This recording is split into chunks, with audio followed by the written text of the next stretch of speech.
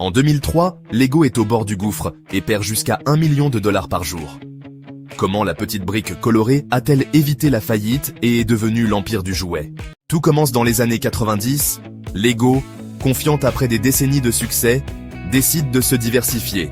C'est ainsi que l'on peut voir l'apparition de parcs d'attractions, de vêtements et des jeux vidéo. Plus il se diversifiait, plus les clients étaient au confus. La magie s'estompe en 2003.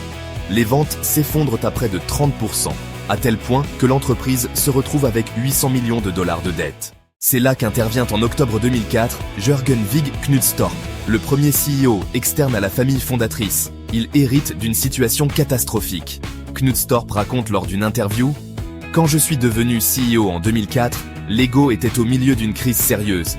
Si l'entreprise n'avait pas appartenu à une famille privée fortunée, elle aurait été techniquement insolvable.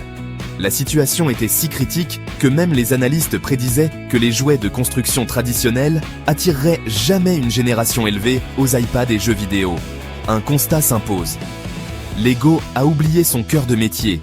La création de briques simples et créatives qui avaient conquis le monde sont noyées sous des produits trop complexes et chers. Le CEO Knudstorp lance une politique de suppression d'emplois, de délocalisation et surtout un recentrage total sur les jeux de construction.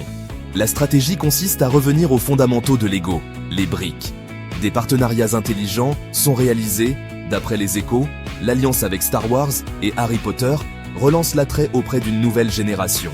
Lego apprend à écouter ses fans en y développant des communautés en ligne et en testant des concepts auprès d'eux. Lego va également consolider sa renaissance de phénix des jouets en allant sur le marché du cinéma. Les films Lego deviendront des blockbusters mondiaux, transformant la marque en une icône de la pop et culture. Les résultats sont époustouflants. Elle recommence à faire d'importants bénéfices. En 2005, Lego vend pour plus de 300 millions d'euros ses 4 parcs, ainsi que son hôtel. Au groupe britannique Merlin Entertainments pour l'exploitation et la détention, néanmoins Lego a réussi à avoir 30% du capital du groupe suite à la vente des parcs. Dès 2014, Lego devient la première entreprise de jouets devant Mattel et sa célèbre Barbie. De 800 millions de dollars de dettes en 2003 à un chiffre d'affaires de plusieurs milliards de dollars en 2021, confortant sa place de leader et de numéro 1 dans le secteur des jouets.